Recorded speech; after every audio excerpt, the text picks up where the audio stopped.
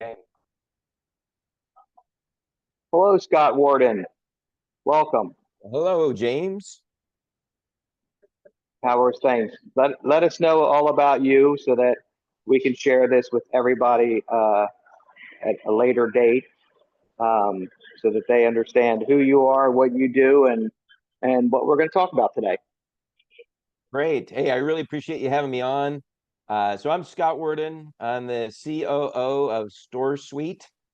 So I've been in the industry for, over 12 years now on the vendor side. And so I've done hardware, I've done software. Our company came together with actually a lot of relationships I had built from the very beginning that were clients. And so now we started StoreSuite a little over a year ago in January of 2024. And so we own and manage stores across 5 states. We offer marketing and website services. We have tenant protection, and then we have tenant communication tools using the mobile wallet pass. Awesome. Looks like we got Steve So, joining us. We can actually see you, Steve.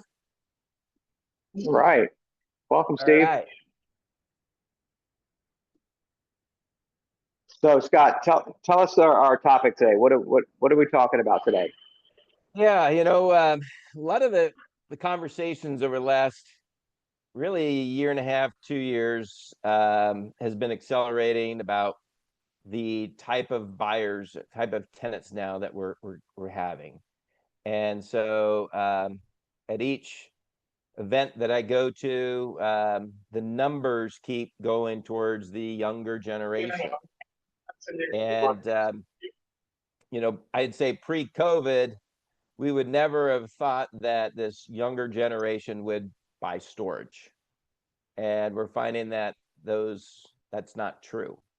But what we're learning is their buying behaviors are way different than what we would consider like your traditional tenant. So if you remember, certainly back even 10 years ago, we wanted to drive traffic to the store so that the manager can close the deal. And so I've got two teenage daughters. If they're asked to talk to an adult, first of all, they wouldn't want to. Second is, they want to have the easiest, convenient way to do that. And guess what? Mobile device is where it's at. And so they don't communicate like I would say John or James, you and I do. Matter of fact, the last probably 10 text messages from my daughter is how much money I owe her for doing chores or doing something else.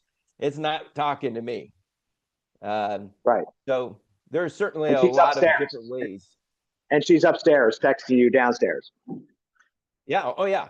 Yep. Well, she's across. We're on one story, so she's across the Right. room. Right. Yeah. Right. I can even probably see her while she's texting me. Right. So from an operator's perspective, that becomes a little more challenging because we know what we've been doing for years of how to attract tenants.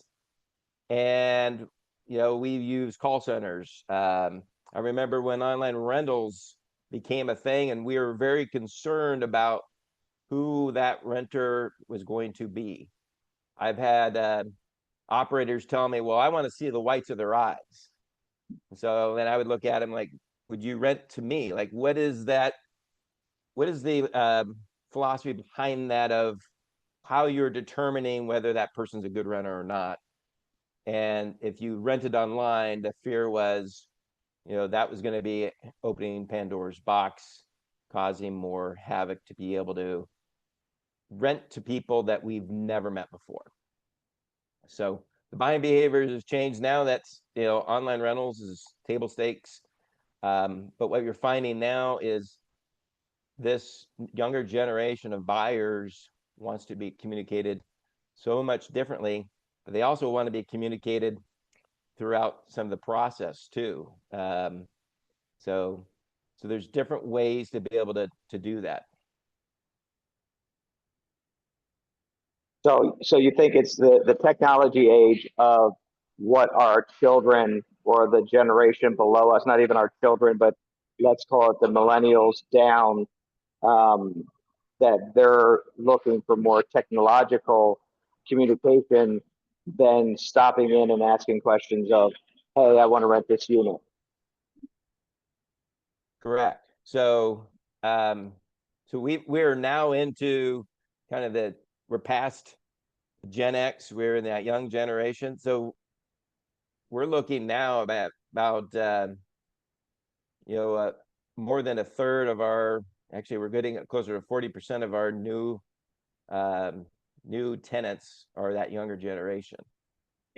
And so once they rent from us, they want to be able to rent through a device. They want to be able to communicate in different ways. So texting, again, going back to my daughter, that's what she's used to. Getting the push notifications of, hey, my rent is due, or these are the things that I need.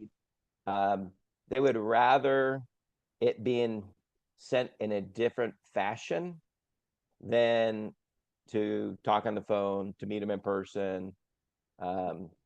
So, and then they also want that some of those amenities too, to be able to make sure that their stuff is safe and secure. So there's a lot of different tools there that are available where we're communicating to them of, this is what's taking place. So it's no longer, they've been renters here for a long time. We don't want to poke the bear. We don't want to send out messaging.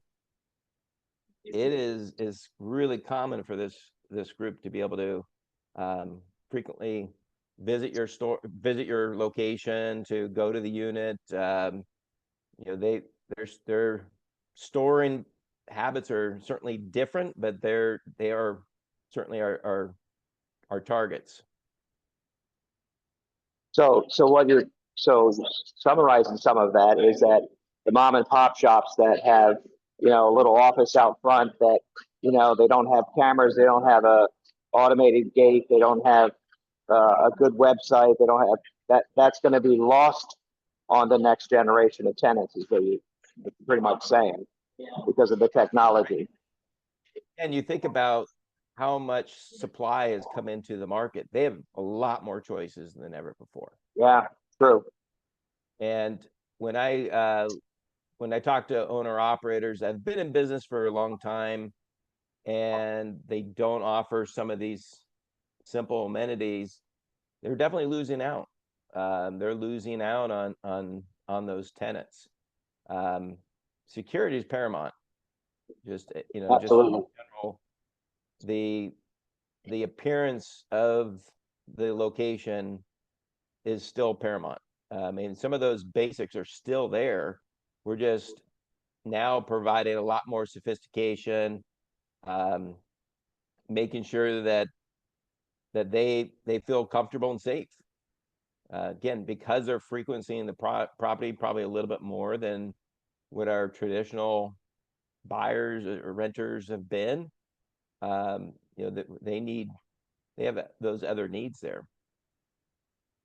Well, I've noticed too, just in our lifetime of the last, let's call it 45 years, how, we used to have to go into the doctor's to make an appointment. Now we can just go online to make an appointment at the doctor's. I'm not saying you're going to get the appointment, but I'm just saying you can go online now and do it. And you don't even have to get up off your couch to do that. Like, I mean, down to the point where, all this technology, they're going to bring you food to your house. Like they're going to, Amazon's bringing you medicine now, wherever you are, like the technology is spoiling us, I think. But I also think that there still has to be a person behind all that technology, which I know Storsuite believes the same, because that's kind of how I learned my trade of being in storage is through you guys. But I think that utilizing technology to get there is paramount. Yeah, I would say so. The thing that is missing from all of this technologies out there is the service. So we like to call old school service that we have grown to know in my generation is still available with technology. Like you said, there are people behind the curtain there. We're just having people in different areas focusing on that. So, um, the old school approach is still a way to differentiate yourself by using a blend of this technology. So if you think about, so we're so used to Amazon, Uber, you can do just about anything now, but what is it going to set you apart? What's going to set you apart to be able to take advantage of all this advanced technology, to be able to communicate with these younger generation buyers? How can we make it as simple as possible? And there is a lot of things that go on the back end to make that happen. Right. So the magic just doesn't happen. If people are looking to start somewhere, don't do everything at once. So I'm just finished up a conference here in Napa, and yesterday we spent a good hour just on AI and other technology that's out there. I think when we talk about AI, everybody gets scared. Everybody thinks of the Terminator. But the reality is it's here. We need to start embracing it, and we need to start using some of that a little bit at a time. And we're going to learn a lot, and it's going to really help grow our business. So as Storsuite grows into this, um, we'll call it a monster of a company. Um, how is it that like what's the technology that you guys offer? I mean, I know about StorePass, about the digital wallet and everything, but I'd like to go into that a little bit because Yeah. that's a product that you guys have that is people based, but technology also. So can we talk about that a little bit? Yeah, you bet. So those of you don't aren't familiar with StorePass, you may be familiar with the mobile wallet. So if you ever travel and you get your airline ticket, there's the ability to download that ticket to your, whether it's an Apple device, so it'll go into your mobile wallet there, or if you're using an Android phone, it's a Google Wallet. And basically what that allows you to do is really allows us to create some personalization uh, for that consumer. There's a lot of things that we're able to do with that mobile wallet. So for example, if you're approaching your facility, we can send a push notification that greets that person on your property. That's a great benefit there. And not only that, but it also allows them to have their gate code, have where their unit is. It can assist somebody without having that human interaction there. And so if you now are creating that personalization through technology, it's a really, really neat tool. The other thing is how many times that people come to your store, they forget their gate code, or they're past due on their rent, so they can't get in. So what are they going to do? They're either going to walk in or call. It allows them to pay their bill. Once that goes through, it's the same process, just like you currently have, where once your bill is paid, then it will grant you access as long as you are following within the guidelines of your store, and they can go in and go about their day without disrupting maybe the office manager. So having these little simple tools, but again, greeting somebody. The other thing is, because we're seeing a high level of people renting online now, I think the REIT said yesterday it's up to 40% now for them. People renting online, where again, even pre-COVID, I don't believe I don't believe a lot of the REITs were even using online rentals. They were kind of bucking the trend there. They wanted to drive traffic to the store because there's upsell opportunities, right? So now they're utilizing a lot of that tech as well to be able to rent to people. But when somebody rents, 9 times out of 10, they've never been on your property. So finding your unit is going to be a challenge. Yeah. With our Store Pass, it actually has a map, and it pins where your unit is in relationship to the property. So you can have some wayfinding opportunities to be able to find out where their unit is. So again, reducing the calls that are coming in, or reducing somebody going into the store. And this is what my kids, they're teenagers, that's what they want. They just want that information, but they don't want to ask about it. And they don't want to be forced to really go into the location to be able to find that out. So be able to provide these simple tools really is solving a lot of problems, reducing those service related calls, coming into the store. So with the Store Pass, it integrates with the software that is being used in the office. We'll call it in the office, such as SiteLink or whatever, and it's pretty much instantaneous when it comes to renting a unit. Right? I could be standing outside the gate saying, "Here's my truck full of stuff. I want to rent it." I just go bloop bloop bloop and apply online or whatever, or download the app onto my phone, and then rent the unit right from there.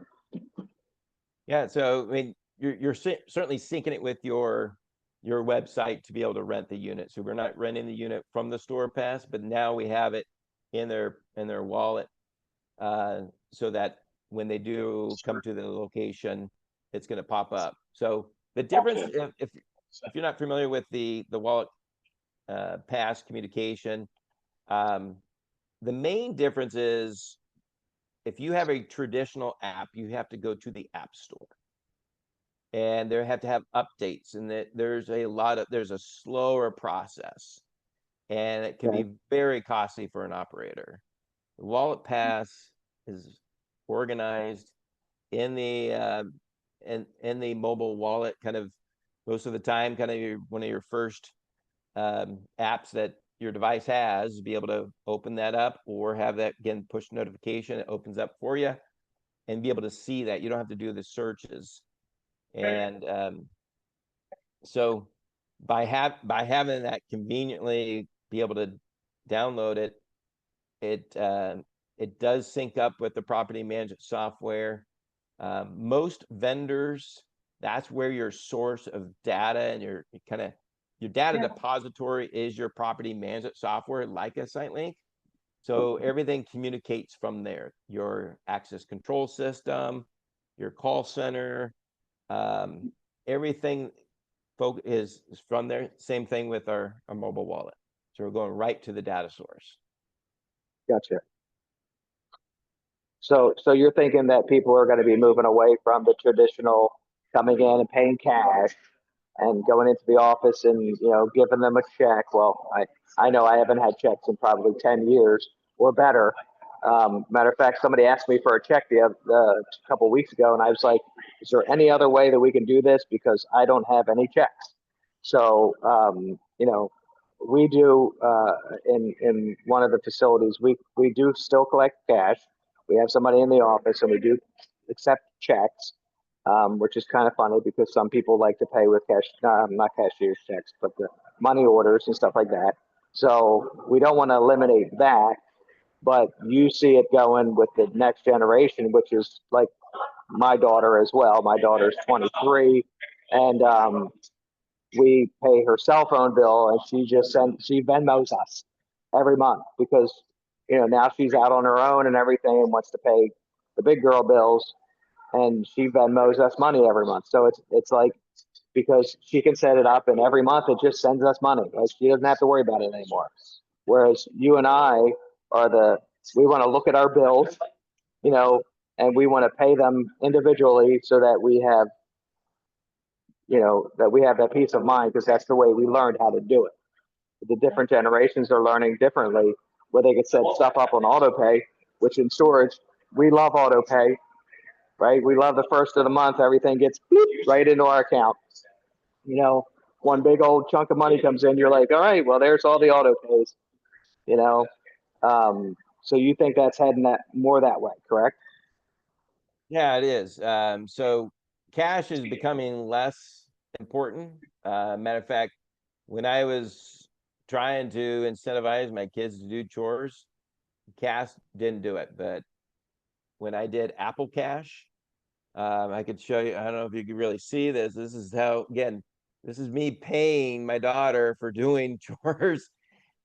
They went crazy as soon as they found out that they can get this, and it's the way that they are thinking that's front and center. I can see this. The digital money is more prevalent there. My daughters don't know what a check is. They don't know what a money order is. They do know what Right, cash is, but right, even when they have cash, it kind of lies around it. I I mean, they're not as careful as probably what you and I are. We're making sure it's in our wallet, that if we do have a large amount of cash, maybe we're going to deposit that, but they just let it right. kind of kick around. And make sure Um, it's in your money clip, it's in your pocket, so that yeah. that So you go to the grocery store, they tap it to the device, you use an NFC technology, which is also what we have in our wallet pass. They allows them to be able to pay without pulling out their wallet, their purse, or whatever. And so you had mentioned being able to put people on auto pay. yeah, Um, again, I think a lot of operators, and when they look at their P&L, they're looking at, okay, what are ways I can make money? And I see line items where they're saying, like, these are the late fees that I get. And so psychologically, you're thinking this is extra money for me. And mhm, so if you think about that, how how much effort and time did it take to chase to get that money? And if you spent that time and effort to be able to get one renter, you're probably getting more than what you're getting every month. So, um, if you're looking at ways to be able to become more efficient, if you want to have your managers or even call centers, we're seeing so many different ways that people are managing their stores. The model has changed and shifted, and I think it's kind of shifting back a little bit, where you see, tradition. We used to say it's an annex to a location, and now it's hub and spoke. Now, and then we have kind of the remote management style, which is, really there's no manager on site, but there is somebody, again, the behind the scenes managing that store. You're repurposing. unattended. So that's the way I look Correct. at it. So, Yeah, it's not really remote, it's unattended, but there's somebody somewhere that's attending it at a distance. So right. So in that model, you still are redistributing people to be able to manage that store. Who's going to go to the store to make sure it's clean and cutting locks and doing the auction, doing all of that stuff? There's got to be boots on the ground. right. So it's not always a matter of, is it um, reducing labor? It is redistributing that workforce. And so if you have those type of models, again, this is where technology can help you. This is where being able to have these tools, be able to assist people when nobody's available. I had a operator tell me that every store has some sort of unattended operation in their model. So after hours, weekends, holidays that you're not open, you've got to be able to manage that. If you're not, you're losing business. And Absolutely. so how do you do that? What is that model that's going to work best for you? Because a lot of times it doesn't pencil out where you've got a full-time manager on site and, trying to hire a person to do that on site is limited. But if you have a remote person, now you've got some unlimited capabilities there. And the tech is there to be able to make a lot of those models work. Well, in addition to that, so I had a call with Bob Copper, and he does third party remote management, and I know you know who Bob Copper is, and I have a video on all that, and we talk about it, and we talked about the benefits and the issues of both having a person on site and having remote management. You know, but what I think that where you're heading with it is that the tech's got to be there, especially for the newer generation of tenants that are coming in, because if the tech's not set up, then they have to talk to somebody. And if they have to talk to somebody, they might just go to this other place. It's just easier. They got it, their website does everything, and I'm done. And look, I already rented a place, and I can move in over the weekend. Like it's and technology is supposed to make our lives easier, right? And if anybody follows me on TikTok, you'll know that I posted up a video of me trying to get a hold of my mortgage company to get some documents that they were supposed to send me. And it was all automated. And I just wanted to talk to the customer service because they didn't send me the email. They were supposed to the day before. I went through all the prompts. I got so frustrated. I was on the call. I was on the phone with them for like 45 minutes. And then I was like, basically that customer service for me was a failure, So you got to put something behind it, where there's an out for us, the older generation of people, so that we can talk to somebody, So like, because technology is supposed to make everything easier. Sometimes it doesn't, but if it's got to be the right technology placed in the right hands of the right people. So Yeah, I always call it, you have to have a blend. You have to look at your operation. Start off with what are your pain points? What is it? What are the challenges that you're having, and what's out there that can solve that? And so, it's a good idea to do an audit and analyze your operation structure. Highly recommend that people are doing that more frequently. Look at what your competitors are offering. How can you better service your clients? And if let's say you do an audit of your phone calls and you're missing a lot of phone calls, or a lot of the calls are service related, how much better can you be if you're able to manage those service related calls a different way? And if you start to know, why are people calling you? Like, I've listened to calls for, over a decade, and you have it's typically, my gate code, paying my bill. I think oftentimes I'll hear somebody say their Aunt Susie died for the third straight month and why they can't pay their bill. And as a store owner or manager, you gotta get through it. It's hard to you don't want to have the small talk like, okay, are you gonna pay your bill or not? You move on. You're trying to right. tell me you can't pay till Friday, but that's still past due. And if you have those tools in place that reminds them, gives them ability to do that, it's going to help them. But yeah, do an assessment of your stores and then try. If you try something and fails, that's okay. At least you're trying to attract the younger generation buyers. You don't also, again, don't forget about the generation what you're traditionally used to, because those buying behaviors are hard to change. My mom's 81. Now, luckily we have a barn. We have full of stuff, or treasures, as Luckily. she likes to call it. But we're considering selling that property. What are we going to do? How is she going to also manage it?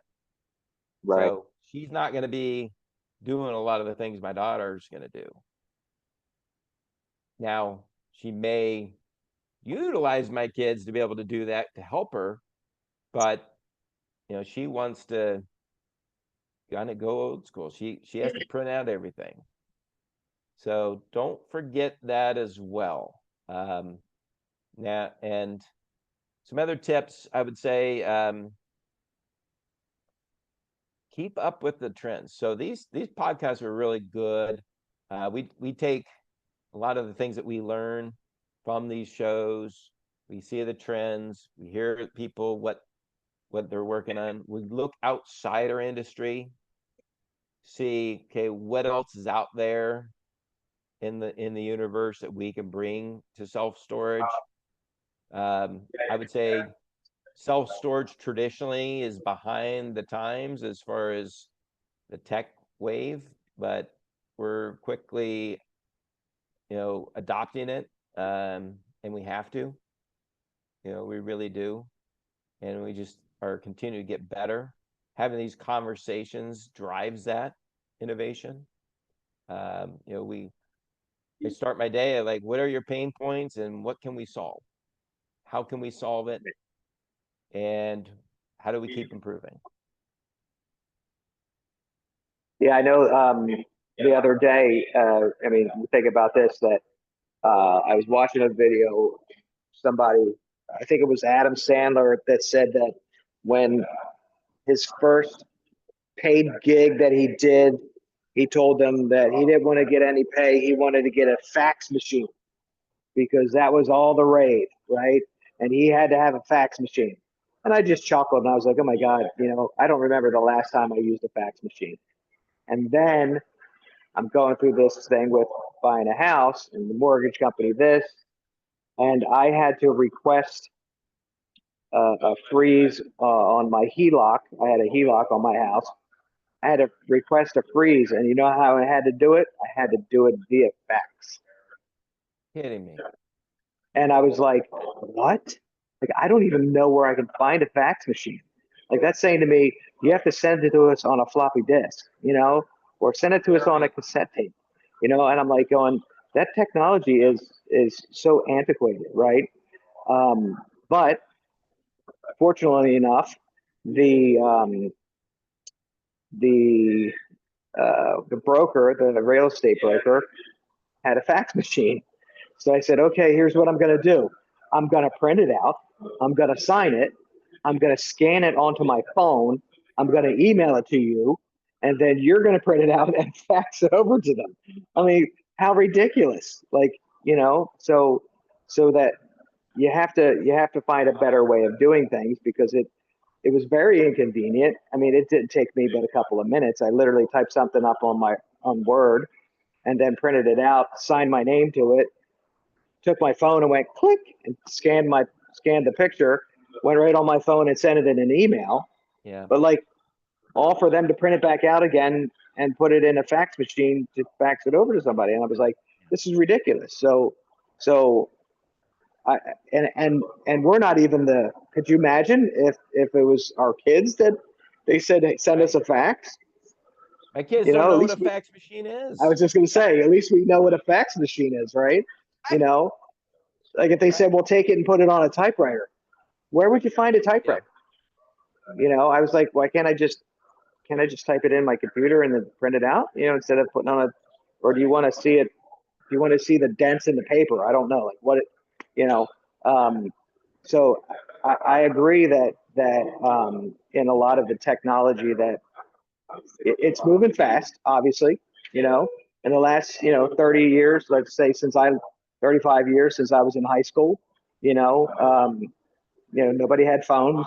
You know, by the early '90s, people started having bag phones, and next thing you know, my phone. You've seen my phone. I have this big, huge, flip phone that's a 6-inch screen, and the next step up for me would be a laptop. I mean, probably a laptop or an iPad or something, because technology is so great now that I could fit all this stuff into the little phone.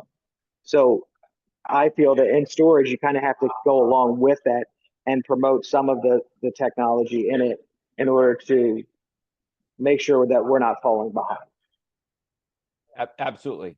Yeah, I mean, it's getting cheaper too. So True. as more and more users are adopting this tech, it's becoming a lot cheaper, more affordable, makes you more efficient.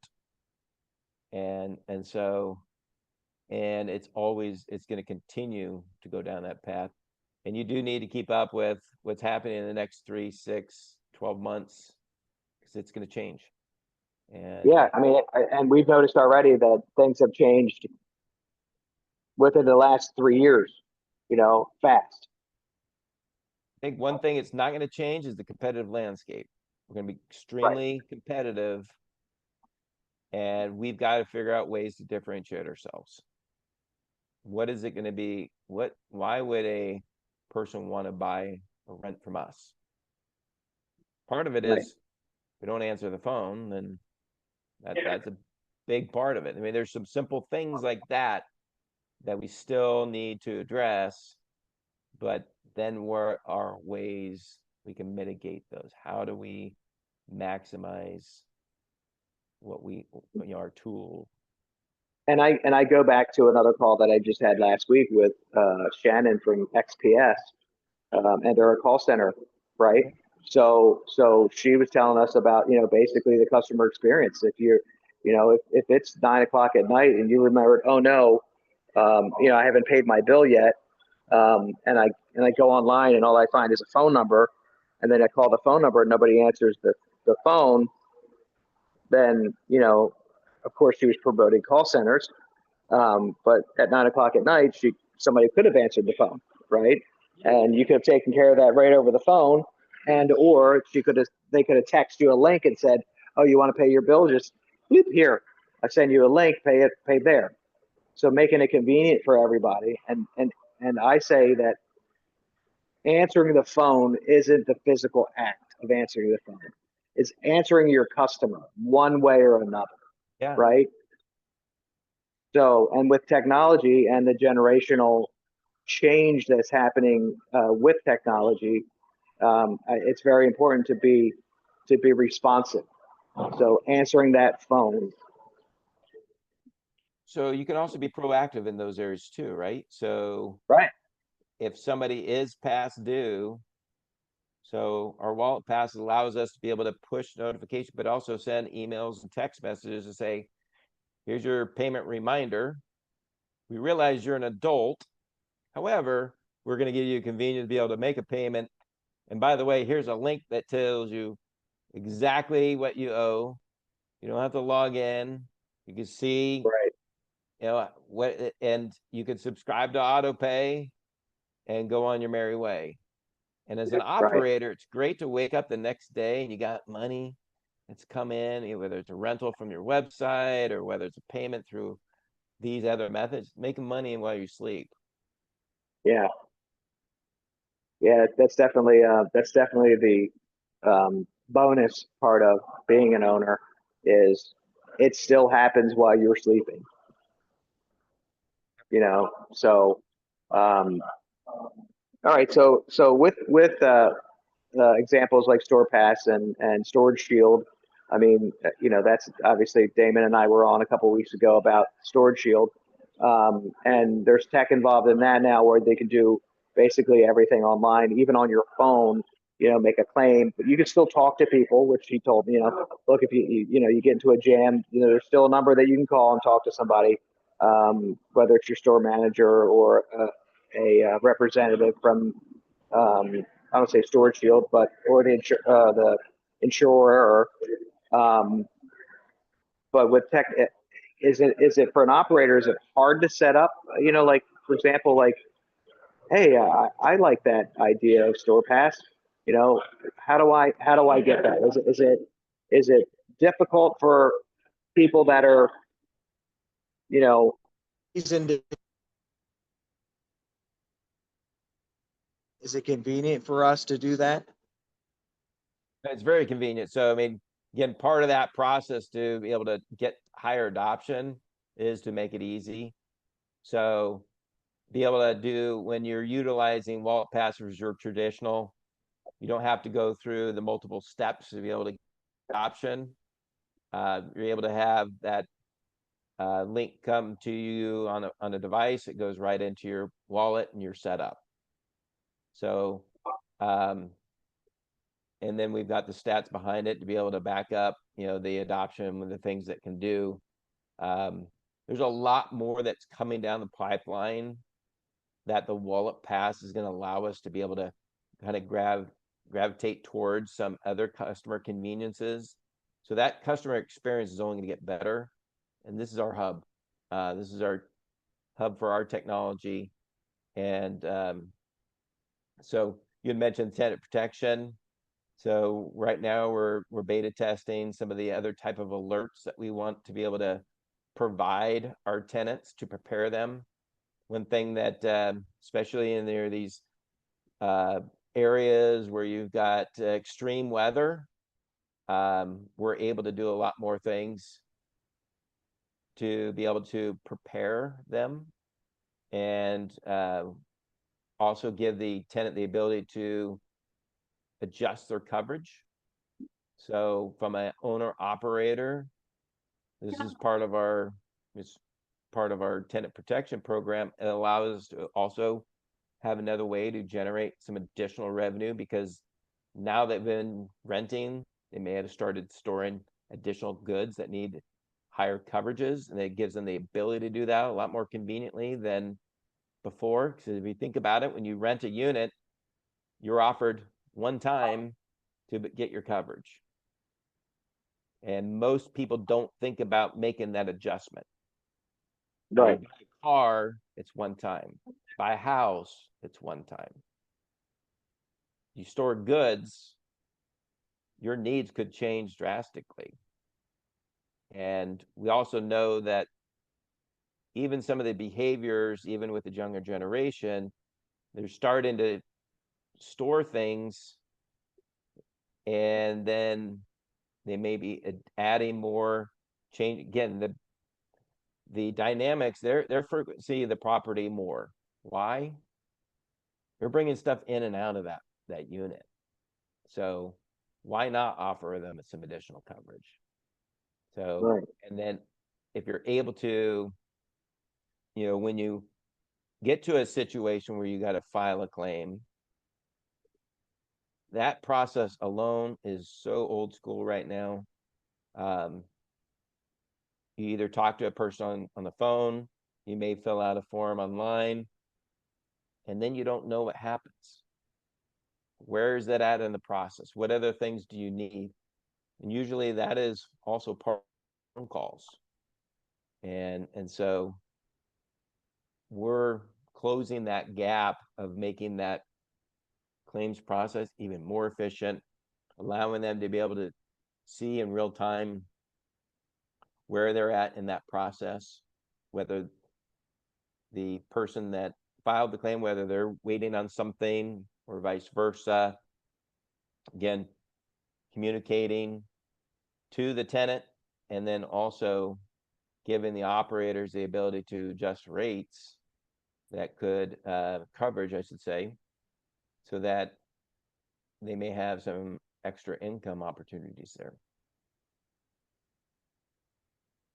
That's awesome. Yeah.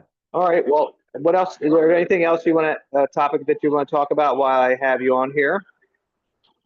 Yeah, I mean, again, I'd like to go back to where do you start and assess, your operations. Look at some of those repetitive tasks that consume time, paying your bill, the reminders that you're sending out, given the ability to sign up auto pay, all these other things just consume time, but are going to be really beneficial for your operation. And start trying some tech, start integrating. It's here, and you're going to see that by your offering more options to your consumers, you're expanding that, really, your palette of people that you can rent to. Don't limit yourself. Don't limit to, just have it in walk-in traffic. You had mentioned, James, that you take cash and checks and stuff, and I know several operators that no longer do that. How does that impact your business? Right. In some areas, it can be impactful. Other areas, it might not be. And so that is a business decision. And so there's pros and cons of it. So it's not to say this is right and this is wrong. It is also be able to say that understand your market, see where your pain points are, try to find solutions to be able to solve that, and be able to try new things. Well, that's awesome. Scott, how does somebody, if they want to get a hold of you and talk to you, how do Yeah. they get a hold of you? Yeah. So if you can't tell, I love storage. I love talking about storage. I always tell people we don't do everything, but we know somebody that does. And so I love to be a resource to help people. Just like you, James, I know you love to help people, which is why we do these things. And Yep. so to get a hold of me, so it's Scott W, so SCOTTW at Storsuite. And you kind of see behind me, you'll see the spelling at STORSUITE.com. My phone number is 602-206-8389. Love to connect with you. Always love networking. I'm always learning new things. And so, again, James, I really appreciate the opportunity to do this with you. It's always fun to see you. Yeah, I appreciate it too. You coming on. Everybody that wants to view the video after I post it, I have a YouTube channel. Just look up The Storage Student. So that's me on YouTube, because I'm always learning something, and that's why I have different people on from the industry, the professionals that are doing the jobs, the people that are selling the products, explain to me what can make my journey in storage a better one, but then also providing it for everybody else to see. So that to me is, I learn something new on every I call it a webcast, because I offer people to come on if they want. If they don't, I still have kind of a podcast with the person, and then once I'm done, I record it, save it, put it on my YouTube channel. I post it all over social media so that everybody can watch the video when they have time, and if they want to learn more about whatever the person I'm talking to is on. So I give it away for free and learn while I'm doing it. So again, Scott, thank you so much for your time. And I know we'll see each other soon enough. But until then, good talking to you. All right. And travel safe from where you're at there. You're in Atlantic City. I'm in Napa. So we got East Coast, West Coast. East Coast, Looking West Coast. forward to seeing you again. Yes, sir. Talk soon, Scott. All right. Take care. Thanks again. Thank you. All right. You got it. Bye.